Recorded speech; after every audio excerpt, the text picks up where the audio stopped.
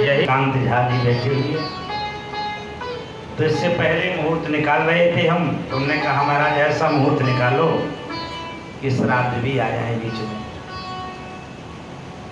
तो ठाकुर जी की कृपा से अब क्या लग गए हैं? श्राद्ध। और आप लोग श्राद्धों में जितनी ज्यादा कथा सुनोगे भगवान को, उतने ज्यादा आपके पितर देवता जो है प्रसन्न हो, वो आशीर्वाद देंगे, तुम खूब फूलो और फलो। तो श्राद्धों में पितरों के निमित्त यदि भागवत कथा सुनी जाए तो उसका बहुत बड़ा फल होता है।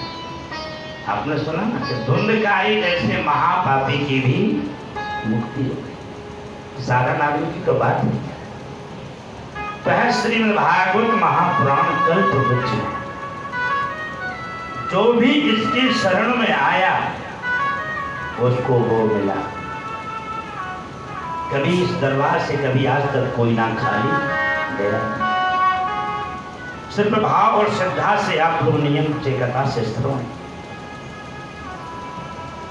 तो गुरुदेव जल्दी मरने वाले व्यक्ति को क्या करना चाहिए? जल्दी मरने वाले व्यक्ति को एक ही साधन है, श्वास श्वास पर कृष्ण भजी,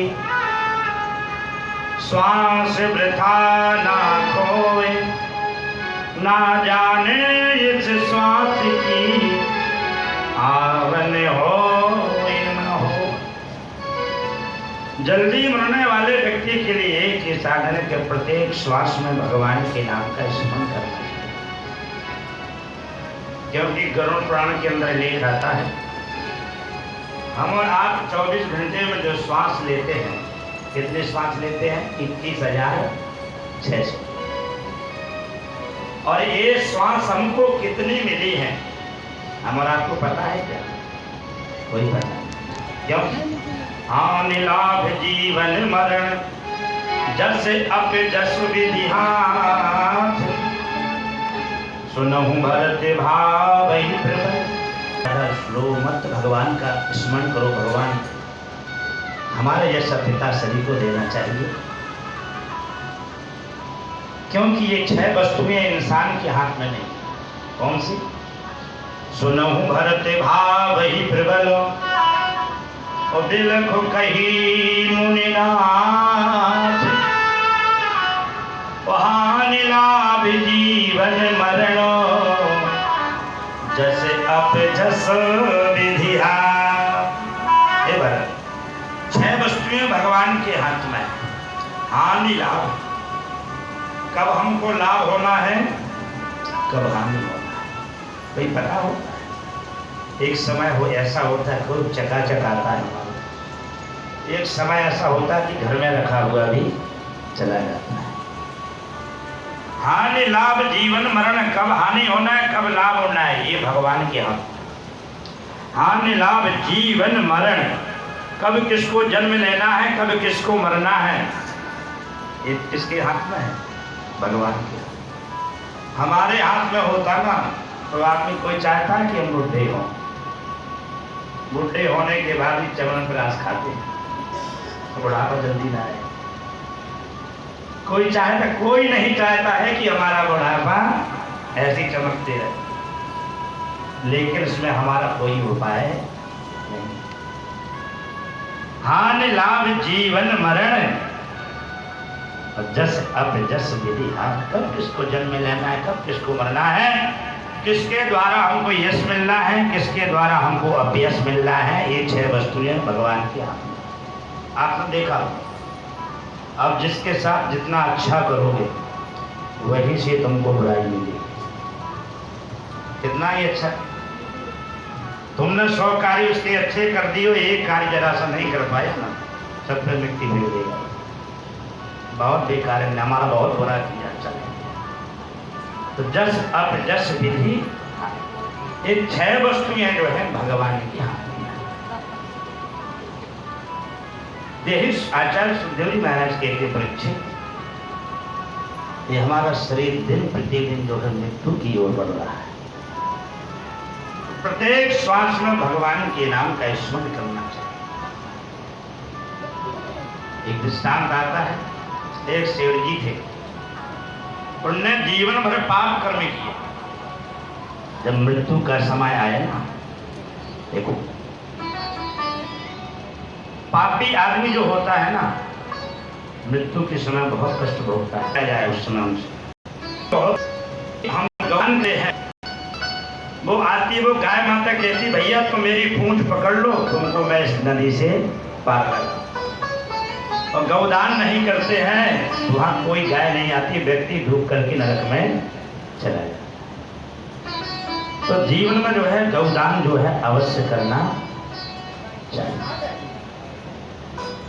और पापी आदमी जो कभी दान पुण्य नहीं करता है, तो उसके मृत्यु के समय यमराज उसके पास आते हैं। आपने देखा, मैंने स्वयं देखा, कोई आया मेरे दादाजी बीमार है, पंडित जी आप आइए क्या करना चाहिए। मैं गया, 10 लोग बैठे हुए थे, तो वो उसको गालियां दे रहा पड़े पड़े, देखो ये मुझे मार रहा है, इसके बड़े नाखून है, तलवार है, बहुत बुरी बुरी गालियां दे रहा था। हम लोग 10 लोग बैठे हुए, भैया क्यों चिल्ला रहा है। उसको उस समय वो यमदूत दिखाई देते हैं कि मेरे को लेने के लिए। भयंकर नाखून, भयंकर काला काला चेहरा, बाथरूम बिस्तर पर छोड़ देता उनको डर के मारे। वो कहते नाखून से जैसे चीरेंगे, फाड़ेंगे, तुझे मारेंगे। वह जीव सेठ जी कहते हैं यदि भगवान ने मुझे बताया होता कि तुम मेरा भजन कर लो तो मैं भगवान का भजन कर लेता। भगवान ने बताया। यमदूत कहते थे मूर्ख, भगवान ने एक बार नहीं बताया, भगवान ने तुझे 4 बार बताया। पहला संदेश परमात्मा हम और आपके लिए देते हैं जब हमारे आपके बाल सफेद होने लगते हैं।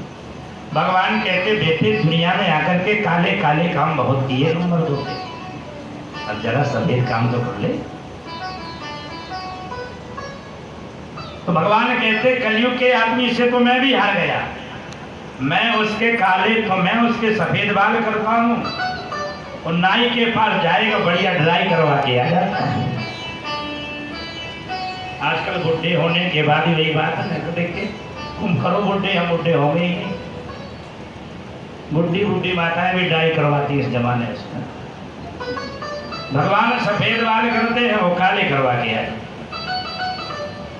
परमात्मा दूसरा संदेश, क्योंकि महाराज दशरथ जी ने सिंहासन पर बैठे हुए थे और दर्पण लेकर के अब श्रृंगार इसलिए देखना चाहिए मेरा चेहरा अब क्या कर रहा, कह रहा है कि तुमको दुनिया में नंबर 2 के काम करना चाहिए कि तुमको भजन का, भगवान का। 10 दिन दर्पण लिया और एक सफेद बाल कान के समीप दिखाई दिया। हमारा दशरथ जी ने उसी समय निर्णय लिया, कल मैं राम को राजा बना दूंगा और मैं वन में जाकर के भगवान का भजन कर। तुरंत निर्णय लिया। पहले के लोग 50 वर्ष के हो जाए ना, 51 वर्ष के, तो 51 50 के बाद क्या लगता है 51। 51 का मतलब है सीधे बन जाओ, परिवार की मोहब्बत छोड़कर। ये कहा मरते मर जाएंगे, घर में सड़ के मरेंगे। बहुएं बेटे भी कहेंगे ना पिताजी गंगा स्नान करे, अरे बेटे पैसा खर्च हो जाएगा, तब भी नहीं करेंगे। 51 वर्ष के बाद व्यक्ति को भजन के अलावा कोई कर्म करना ही नहीं चाहिए, शास्त्र है। के बिहारी लाल की। तो पहला संदेश परमात्मा देते जब तुम्हारे साथ से बाल होने लगते। दूसरा संदेश परमात्मा हम और आपके लिए देते हैं, हमारे आपके दांतों को तोड़ देते हैं। भगवान कहते बेटे संभाल खा के हलवाई के गोलगप्पे बहुत खाए। अरे बेटे अब जरा गोलगप्पे खाना बंद कर दे, मेरा भजन कर ले। तब भी नहीं, भगवान से कहता तोड़ो दांत, कहाँ तक तोड़ोगे। डॉक्टर के पास जाता है, नई धत्ती लगवा करके आ जाता है। आजकल बच्चों के दांत नहीं, ऐसे ऐसे दांत आ जाते हैं। तीसरा संदेश परमात्मा देते हैं जब आंखों से बंद कर देते हैं। भगवान कहते बेटे तूने दुनिया को बहुत देखा, तेरे अंदर मैं बैठा हूं, जरा मेरे को देख ले। तब भी नहीं देखता है, कहता है ये मेरा बेटा, ये मेरी पोती, ये मेरे पोता। तब भी भगवान का भजन नहीं। चौथा संदेश परमात्मा देते जब व्यक्ति को बुढ़ापे में, जवानी में व्यक्ति किसी को झुकता नहीं, बेटे से को बेटे ये पंडित जी हैं इनको प्रणाम करो। इसको जवानी के इतना नशा होता है वो किसी को दुखता नहीं, माता पिता को प्रणाम नहीं करता है। अरे माता पिता को ब्राह्मणों को तो क्या भगवान के दरबार में उसको झुकने में शर्म लगती है। भगवान कहते बेटे जवानी में तो झुकता नहीं और तेरे को मैं ऐसा झुका दूंगा कि एक जगह से नहीं झुकाऊंगा, बुढ़ापे में तीन तीन जगह से झुकेगा फिर कभी तू उठेगा भी नहीं। जब बुढ़ापा आता तो तीन भगवान कहते बेटे अब तो भगवान आपको भजन कर ले, तब भी नहीं करता है।